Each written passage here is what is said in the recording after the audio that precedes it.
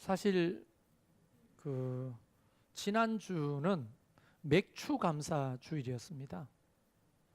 들어보셨습니까?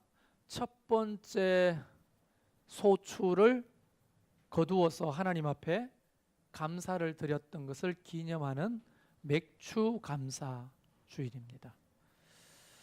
여러분이 다른 교회 다녔다면 맥추 감사 주일도 하나님 앞에 예물을 준비해서 드리고 그리고 감사의 예배를 아마 드렸을 겁니다.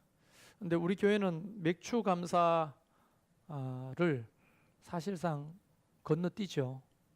근데 지나고서야 제가 이제 이렇게 설교를 하는 이유는 맥추 감사 헌금까지 하니까 성도들이 굉장히 버거워하더라고요. 이 돈 문제는 항상 우리에게 부담스러운 문제죠, 사실은.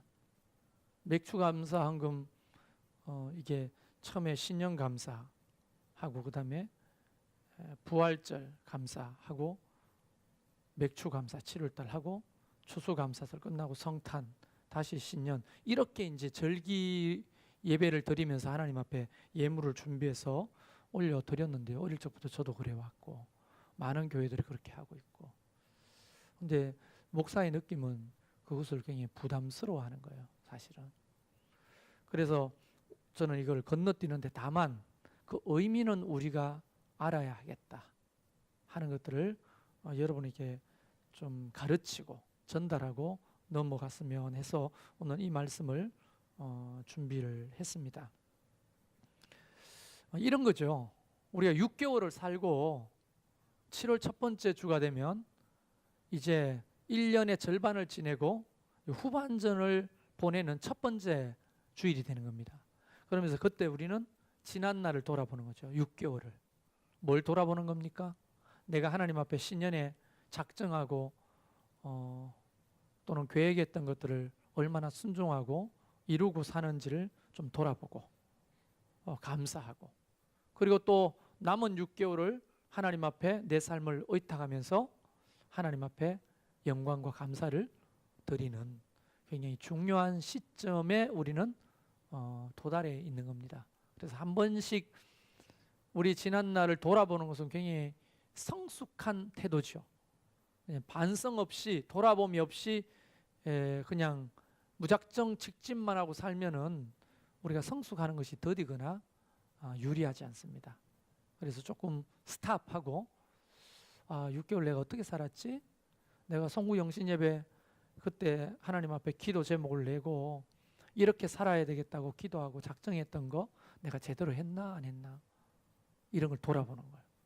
그리고 나머지 이제 남은 6개월을 하나님 앞에 또 의지하고 의탁하면서 하나님 앞에 도움을 요청하고 하나님 내가 비록 전반전에는 좀 불성실했지만 후반전에는 내가 좀 성실하게 또 살아보겠습니다 하면서 또 한 번의 결단을 하는 그런 시점이 딱 맥추 감사 주일이 걸려 있는 거거든요.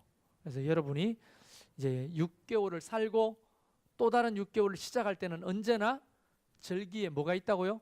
맥추 감사 주일이 있다는 것을 우리 교회는 광고하지 않고 또 여러분에게 헌금 봉투를 드리면서 예물을 준비하라고 하지 않아도 여러분 스스로가 매년 신앙생활 할 때 꼭 그것을 기억하셨으면 합니다. 자, 제가 이 말씀을 준비하다가 이 성경 구절은 너무나 유명하죠. 10명의 나환 자들이 예수님을 만나고 고침받고 9명은 안 돌아오고 1명만 돌아와서 주님 앞에 경배하고 살해 감사했다는 그 이야기입니다. 이 이야기는 유치부로부터 시작해서 교회 학교에서 계속 다루어지는 이야기고 굉장히 빈번하게 감사에 대한 얘기를 할 때 또는 절기 예배를 드릴 때 단골 본문이 되시겠습니다. 이 이야기를 모르는 사람은 거의 없기 때문에 그렇게 상세하게 하지는 않겠습니다. 그런데 오늘 이 아주 흔한 이야기죠. 우리가 잘 아는 이 이야기를 읽다가 좀 새로운 것을 발견하게 됩니다. 그래서 제목을 아무도 저한테 목사님 이 제목 이거 오차 아니에요?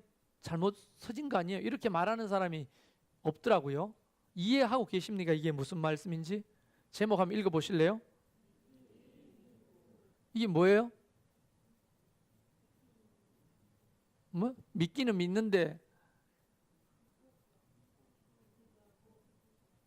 믿고 기도하고 믿고 구하라고요? 아, 여러분 해석이 진짜 탁월하다. 나는 꿈에도 생각하지 못한 얘기를 하시네요.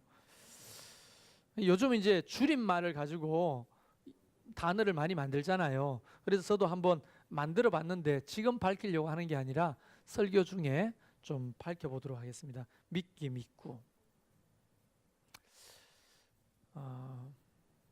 좀 관심이 생겼으면 좋겠어요. 이 제목에 믿기 믿고가 무슨 뜻인지. 믿고 기도하고 믿고 구하는 건 절대 아닙니다. 네, 다른 의미니까 한번 보시면 좋겠어요. 일단 이야기를 또 살짝 해봅시다. 예수님께서 예루살렘으로 가실 때 일어났던 이야기입니다. 사마리아와 갈릴리 사이를 지나가시다가 어떤 마을로 들어가시려고 하는데 마을 밖에 있던 나병 환자 10명이 멀리서 소리를 높여 예수 선생님 우리를 불쌍히 여겨 주십시오라고 외친 사건이 바로 이 사건의 시작이 되겠습니다. 근데 여러분, 나환자들은 그때 당시에 어떤 의미를 가진 사람들이었습니까? 국제 2종 전염병이죠. 피부병입니다. 피부병. 말초신경이 마비가 되고 그 다음에 감각을 잃어버리고 썩어 문드러져서 손가락이 끊어지고 손마디가 끊어져도 아픔을 몰라요. 근데 이게 말초신경이 있는 모든 부분이 다 그런 겁니다. 코, 귀 이런 데는 다 문드러지고 썩어서 떨어져도 아픈 줄 몰라. 고름이 생기고 막 이래도 아픈 줄 몰라요. 이 병을 아주 고약한 병이죠, 사실은. 그래서 대부분 그때 당시에 이 나환자들은 하나님께 저주받았다고 사람들이 여겼습니다. 하나님 앞에 저주를 받지 않고서야 이런 병이 걸릴 리가 없다는 거죠. 그래서 나환자들은 대부분 하나님 앞에 버림받고 저주받은 사람이다, 이런 인식이 일반적인 인식이었습니다. 그리고 레위기 13장 45절, 민수기 5장 2절부터 4절까지 읽어보면 이 나환자들에 대한 규례가 있어요. 규례. 나병에 걸렸을 때 어떻게 해야 되는지.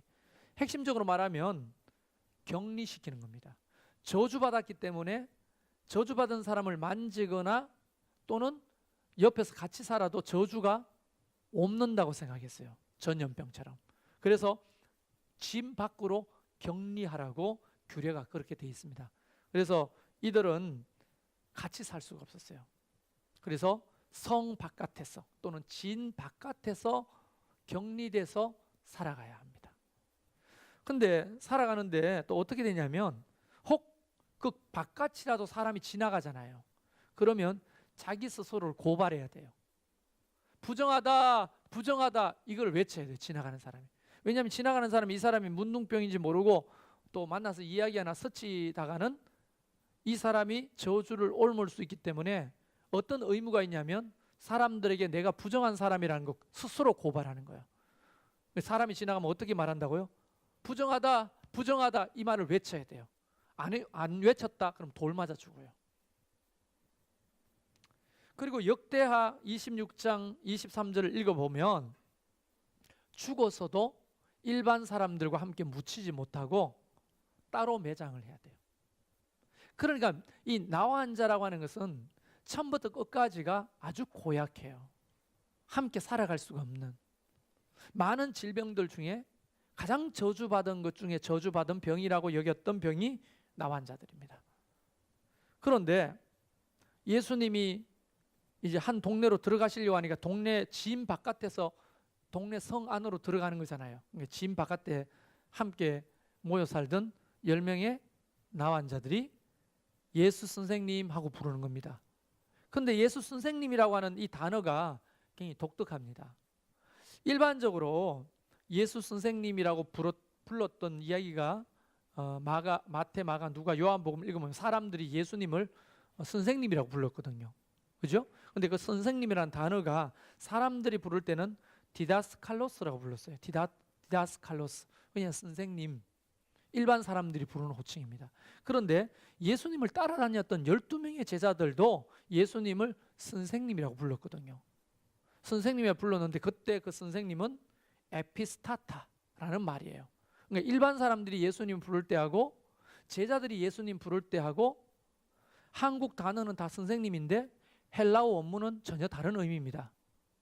다시 말하면 일반 사람들이 불렀던 디다스칼로스라는 말은 그냥 선생님이에요. 우리가 알고 있는 선생님. 그런데 제자들이 불렀던 호칭인 이 에피스타타라고 하는 선생님이란 말은 특별한 능력을 지닌 선생님이에요. 일반 선생님이 아니야. 특별한 선생님이에요. 어떤 특별한 기적과 능력을 행하실 수 있는 특별한 선생님이라. 근데 이 10명의 문둥병 환자들이 예수님이 지나가는데 예수 선생이여라고 불렀습니다. 이때 선생은 일반 사람들이 부르는 선생이었을까요? 제자들이 부르는 선생이었을까요? 여러분 공부 잘했겠네요. 이 통밥이 굉장히 탁월하십니다. 일반 사람들이 불러야 될 디다스칼로스라고 호칭하지 않고 12명에 따라다녔던 제자들이 부르던 에피스타타라고 부르는 겁니다. 그 말은 그가 이미 뭘 들었다는 겁니까? 예수님의 소문에 대해서 들었다는 겁니다. 특별히 능력을 행하는 특별한 선생님이라는 것을 알았다는 거예요. 이해되시죠? 그러니까 예수 선생님이라고 부르는 겁니다. 그리고 그렇게 불러놓고는 우리를 긍휼히 여기소서라고 말했습니다. 여기서 긍휼히 여기소서라고 하는 말은 바로 엘레에손이라는 말을 쓰는데요. 이 엘레에손은 엘레에오라는 말에 잘 들어보면 이게 헬라어가 복잡해요. 그래서 공부하기가 힘들어요. 그래서 제가 성적이 B 플러스밖에 안 돼. 다른 건 다 A 플러스인데 헬라어가. 근데 이런 거예요. 여러분 이해되실랑가 모르겠네. 무시하는 게 아닙니다. 이 엘레에오가 엘레에손의 2인칭 단수 제1 부정과거 능동태 명령법이에요. 못 알아듣겠죠? 다 그래요. 헬라어 단어는. 그러니까 제1, 제2 부정관사 능동태 명령법. 이 말은 여러분 싹 잊어버리세요. 이걸 어디에 쓰느냐 하면 매우 급박한 간청을 요청할 때만 이 단어를 쓴다는 거예요. 하나님, 예수 선생님 우리를 불쌍히 여기소서라고 했을 때 그냥 불쌍히 여기 주시려면 주시고 말라면 마십시오. 이게 아니고 아주 긴박하고 급박한 상황. 그래서 이거를 직역해가지고 우리나라로 표현하면 119 전화했을 때 전화의 내용인 거예요. 이게 이해되십니까? 인생의 가장 급박한 상황에서 이 사람 지나가면 이 예수님 에피스타타 특별한 능력을 가지고 있는 이 선생님이 지나가면 우리에게는 더 이상 기회가 없다라고 하는 심정으로 예수님을 소리 높여 불렀다는 거예요. 그렇게 불렀더니 예수님이 뭐라고 하십니까? 큰 소리로 그렇게 떨어져 있으니까 큰 소리로 그렇게 말하니까 예수님이 이쪽에서 화답을 하는 거예요. 화답을 어떻게 말하냐면 가서 제사장들에게 너희 몸을 보이라고 말하는 거예요. 지금 거리가 상당히 떨어져 있습니다. 저주가 옮기 때문에 이 10명의 문둥병 환자들은 감히 예수님의 일행에게 가까이 오지 못합니다. 돌 맞아 죽을 수도 있으니까. 그러나 가장 긴박하고 급박한 상황에서 예수님을 에스피타타라고 특별한 선생님이야 부르면서 불쌍히 여겨달라고 큰 소리로 요청을 하는데 예수님도 거기에 화답해서 큰 소리로 가서 제사장들에게 너희의 몸을 보여 이렇게 말하는 거예요. 물론 예수님은 속삭여도 그들의 귀에는 크게 들릴 능력이 있으시겠지만 그런 방식이 아니라 아마 예수님도 큰 소리로 들릴 만큼 가서 제사장들에게 너희 몸을 보여 이렇게 말하는 겁니다. 그런데 이 구절에도 너희 몸을 보이라는 이 말이 굉장히 중요한 말입니다. 보이라는 말을 헬라어로 말하면 에피텍사테. 내가 멋대로 나오는 대로 말하는 게 아니에요. 헬라 사절에 보면 에피테이사테, 에피테이사테라는 단어를 쓰는데 이 말은 뭐냐면 정명하라는 말이에요. 보이라는 말이 아니고. 다시 말하면 나은 것을 정명해 보이라는 겁니다. 제사장에 가가지고. 그런데 문제는 지금 나았어요, 안 나았어요? 여전히 고름이 나고 손가락이 떨어져가 진물이 나는 그 몸을 가지고 제사장한테 가가지고 정명히 보이래요. 나은 것을. 아직까지 미래에 이루어지지 않는 것을 마치 오늘 이루어진 것처럼 예수님이 그렇게 말씀하고 계시는 거예요. 왜요? 하나님의 말씀은 매이지 않습니다. 그렇죠? 예수님이 그렇게 말씀하셨다면 반드시 그렇게 됩니다. 성경에 예수님이 말씀하신 말씀은 우리의 상태와 상황에 상관없이 반드시 그렇게 됩니다. 할렐루야. 자, 그러니까 여기서 이제 오늘 본론이 나오는 거예요. 뭐냐 하면 1단계, 2단계로 나눠서 설명하겠습니다. 요 1단계까지는 누구나 할 수 있어요. 하나님이 원하시는 것은 뭐냐면 2단계입니다. 이해하시겠죠? 1단계 다음이 2단계예요. 여러분의 눈빛이 다른 말 하지 말고 1단계가 뭔지 빨리 설명하세요. 이런 눈빛인데요. 설명하려고요. 조금만 기다리세요. 1단계가 뭐냐면 그들이 제사장에게로 갔다고 되어 있습니다. 성경에. 그들이 가다가 깨끗함을 받았다고 했잖아요. 가다가. 다시 말하면 아직 몸이 나았어요, 안 나았어요? 안 나았는데 정명하러 가는 거예요. 예수님 말씀대로. 이게 믿음이에요, 아니에요? 믿음이죠. 만약에 이수경 목자가 소원이 뭡니까? 100억만 있었으면 좋겠어요. 그럼 내가 이렇게 말하는 거예요. 내가 예수님이 합시다. 은행에 가서 찾아라. 100억을 찾아와라. 이렇게 말하면 지금 일어나가지고 은행 갈 믿음 있어요? 네.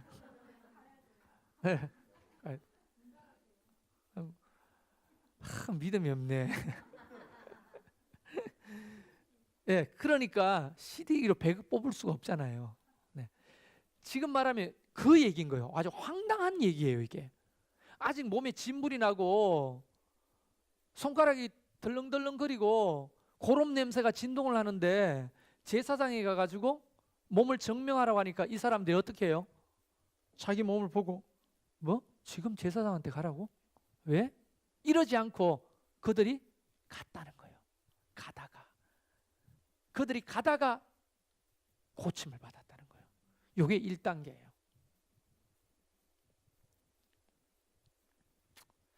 여러분, 요 믿음은요, 미안하지만 누구나 가질 수 있어요. 여러분이 아주 간절하면 누구나 가질 수가 있어요. 교회 안 다녀도 가질 수 있어요. 세상 사람들 보세요. 급박한 일이 벌어지면 어떻게 됩니까? 하나님, 예수님, 공자님 다 찾잖아요. 그리고 진짜 낫게 해준다면 무슨 짓이라도 하죠. 저는 우리 동네 어떤 아저씨가 많이 이야기했죠. 간암으로 죽어가는데 복수가 이렇게 차고 간암으로 막 죽어가는데 어떤 사람이 그 간암에는 똥물이 좋다고 하니까 똥물을 드시더라고. 옛날 푸세식 있잖아요. 어떻게 그 똥물을 퍼먹었다는 게 아니고 대나무를 꼽아 넣어요. 그 푸세식 화장실에. 그럼 며칠 지나면 그 똥물이 대나무 사이에 삼투압 때문에 안에 물이 고요. 대나무 안에. 그 물을 먹는 거예요. 여전히 꿀린내가 나가 냄새는 고약하죠. 그게 간암에 좋다 하니까 그걸 먹는 거예요. 저도 그 냄새를 맡아봤는데 좀 맑은 물이에요. 대나무를 통과해서 모아지는 물이기 때문에. 근데 냄새는 그 밥의 건화물이에요. 맹 똑같아요. 근데 그걸 마시는 거예요. 살라고. 보통 믿음입니까? 애 똥만 봐도 왜 끓이는데? 박사님 안 그래요? 애 똥만 봐도 왜 끓이는데 그 똥물을 마시라면 먹겠어요? 근데 내가 죽어가는데 안 먹겠어요, 그거? 산다고 하면 안 먹겠어요, 먹겠어요? 그거는 예수님에 대한 믿음이 없어도 다 할 수 있고 가질 수 있는 믿음이라는 거예요. 이해되십니까? 그리고 가는 거죠. 그러다가 뭘 경험합니까? 이 믿음이 있으면 기적을 경험하는 거예요. 이 믿음은 기적을 경험하는 거예요. 그래서 믿기입니다. 이 믿음은 기적을 만드는 거예요. 이게 1단계예요. 이거는 누구나 할 수 있어요. 급하면. 여러분 이 나환자들이 얼마나 급했으면 정말 그 뭡니까? 실 오라기 하나 잡는 심정으로 그 제사장들한테 가는 거예요. 그런데 가다 보니까 점점점 몸이 변화되는 것을 자기가 느끼는 거예요. 나았네. 나았어. 기적이다. 펄쩍펄쩍 뛰고 너도 보자 나도 보자 하면서 옷을 덜 주고 봤더니 멀쩡해진 거예요. 이게 기적을 경험하게 되는 거예요. 여러분 이 믿음은 사실상 모든 사람들이 급박하면 가질 수 있는 기적이다. 그런데 이 깨끗함을 받은 10명 모두가 그 다음 단계로 못 넘어가는 거예요. 신앙생활은 그 다음부터입니다. 이해되십니까? 제가 누누이 말하지만 1단계는요 급하면 누구든지 그렇게 할 수 있어요. 너무 간절하기 때문에, 너무 급하기 때문에 누구든지 그렇게 할 수 있어요. 믿음 없는 사람도요 환난 만나고 정말 중한 병 만나고 어려움 만나면요 하나님 찾고요 고쳐달라고 도와달라고 온만 얘기 하나님 앞에 약속 다 할 수 있어요. 근데 그 다음에 하나님이 그런 믿음을 보고 뭘 베풀어줘요? 기적을 베풀어줘요. 이게 은혜라는 거예요. 기적은요 이 믿음만 있어도 기적을 경험해요. 그런데 안타까운 거는 이 기적도, 이 기적을 만드는 믿음도 잘 갖기가 힘들죠. 현실 속에서는 어떻게 합니까? 뭐? 증명하라고? 뭘 증명하라고? 저는 헛소리를 짓기 어려워. 어디를 가라고? 제사장한테 돌 맞아 죽을 일이 있어 나 안 가? 이러고 많은 사람도 상당히 많죠. 덜 급해서 그런 거예요.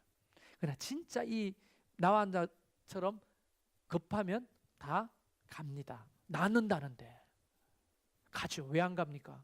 그걸 가지고. 두 번째 이야기를 해보겠습니다. 그 중에서 한 사람만, 이 한 사람은 누구냐면 사마리아 사람, 이방인.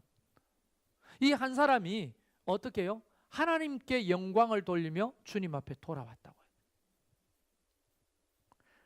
하나님께 영광을 돌렸다. 여러분 하나님께 영광을 돌렸다는 말은 톡사존이라는 말을 쓰는데요. 이 말은 영광과 감사의 찬송을 말하는 겁니다. 딱 돌아갔는데 몸이 나았어요. 야, 이거는 하나님의 은혜다 하는 것을 직감한 거죠. 하나님의 은혜구나. 그럼 이 하나님의 은혜를 선포한 사람이 누구예요? 저기 만났던 예수 그리스도구나. 저분이 그냥 우리가 부르는 에피스타타가 아니고 메시아구나. 그리스도구나. 이걸 깨달은 거예요. 그리고 그는 어떻게 해요? 돌아온 거예요. 주님 앞에 돌아와 경배하고 감사하는 믿음은 보통 사람들이 잘 가지지 않는다는 거예요. 요게 진짜 믿음의 시작인 겁니다. 이게 진짜 신앙의 시작인 거예요. 우리는 하나님을 믿고 신앙생활을 하다가 너무 간절할 때 하나님의 은혜를 베푸셔서 우리의 삶이 또 풀어지고 해결되고 은혜를 받을 수도 있어요. 요까지는 예수 안 믿는 사람도 할 수 있다니까요. 그 다음에 내 삶 속에 기적이 일어났다, 은혜가 일어났다. 그 다음 순서는 뭐예요? 진짜 믿음이에요. 이게 누가 해준 거예요? 내가 한 것도 아니고 누가 해준 거예요? 하나님이 하셨구나. 하나님께 모든 영광을 돌리면서 주님 앞에 경배하는 거예요. 경배. 그리고 어떻게 하라고요? 사례하는 거예요. 사례. 여기서 사례라고 하는 말은 여러분 굉장히 중요한 말입니다. 여러분 사례하다라고 하는 말은 내가 가진 것으로 내 마음을 표시하다라고 하는 의미예요. 내가 가진 것으로. 여러분이 가진 게 뭐 있어요? 나 가진 게 없는데요. 시간 가졌잖아요. 시간으로 하나님 앞에 사례해야죠. 그 기적과 은혜를 입었을 때. 그 다음에 여러분 달란트 가졌잖아요. 여러분이 달란트를 가지고 하나님 앞에 사례해야 되잖아요. 자꾸 돈만 생각하지 마세요. 그리고 여러분이 시간으로 사례하고 또 만약 우리가 물질이 있다면 물질도 마음을 담아서 주님 앞에 사례하고 내 달란트를 가지고도 그 은혜를 사례하고 하나님 앞에 감사하는 거죠. 그래서 요 은혜를 받고 다시 돌아와 하나님 앞에 감사하는 것이 두 번째 믿음인 겁니다. 요 믿음이 진짜 믿음인 거예요. 요 믿음을 가지고 있어야 뭘 경험합니까? 예수님이 이렇게 말합니다. 돌아온 그들에게 하는 말이 일어나 가라. 내 믿음이 너를 구원했다. 여러분, 이 말은 구원하다는 말은 세스켄이라는 말을 쓰는데요. 이 세스켄이라고 하는 것은 뭐냐면 온전하게 되었다라는 말입니다. 다시 말하면 네가 온전하게 되는 거예요. 영과 육이 온전하게 되었다라고 하는 선포거든요. 다시 말하면 9명은 뭐예요? 육만 온전하게 된 거예요. 그들의 영혼은 온전함이 없는 거예요. 좀 더 직접적으로 말하면 그들은 육신은 고쳐서 남은 인생을 살 수 있지만 그 죽음 이후에는 심판이 있는 거예요. 근데 이 사람은 육신을 고쳤을 뿐 아니라 영생을 얻어서 온전한 구원까지 얻었다는 겁니다. 여러분, 우리의 최종 목적은 뭐예요? 구원받는 거잖아요. 하나님 앞에. 근데 이 구원받는다고 하는 것은 바로 영육이 다 온전하게 되는 것을 의미하는 거죠. 자, 정리를 해보면 이겁니다. 첫 번째 믿음은요, 낫지도 않았는데 제사장이 가는 믿음이에요. 아, 놀라운 믿음이죠, 이것도. 근데 가다가 고침받아 기적을 경험했어요. 이런 체험은 많은 분들이 가지고 있습니다. 크고 작은 체험을. 근데 답답하니까 힘드니까 하나님 도와주세요. 고쳐주세요. 얻게 해주세요. 열리게 해주세요. 해결해 주세요. 하다 보니까 돌아보니까 됐네요. 너무 감사하죠. 그까지예요. 그러면 어떻게 돼요? 그 다음 믿음이 발동돼요. 하나님 앞에 영광을 돌리고 내가 주님 앞에 감사하는 거예요. 사례한다는 거예요. 감사가. 하나님 앞에 내가 가진 시간으로 그것을 보답하고, 내가 가진 달란트로 보답하고, 내가 가진 물질로 보답하고, 내 마음으로 보답하여 하나님을 경배하고 높여 드릴 때 하나님은 그제서야 그 믿음을 보고 하나님이 나한테 하시는 것이 구원을 선포해 주시는 거예요. 내 믿음이 너를 구원했다 라고 하는 말은 오직 한 사람만 들을 수 있는 거예요. 한 사람만. 자, 이 이야기 속에서 우리는 9명과 1명의 어떤 숫자적인 차이를 보게 됩니다. 다시 말하면 9명이 되기가 너무 쉽다는 거죠. 그 1명이 되기는 너무 어렵다는 겁니다. 그런데 하나님이 우리에게 요구하시는 믿음은 바로 그 1명의 믿음이라는 거예요. 1명의 믿음. 우리는 1단계까지는 너무 잘 가요. 왜? 급하면. 벌써 기도 안 하고 예배도 제대로 안 드리고 뭐 하던 사람이 인생의 어려움을 만나고 급박한 상황이 만나면요, 하나님 찾는다요. 막 기도해요. 안 하던 사람이 기도 막 해요. 안 하던 사람이 성경도 막 읽어요. 답답한 게 뭐가 있으니까. 그래서 하나님의 은혜로 어떻게 저떻게 해가지고 좀 해결이 되고 해소가 됐어요. 그 다음 단계로 나가야 되는 거야. 근데 못 나가요. 딱 그까지요. 그까지.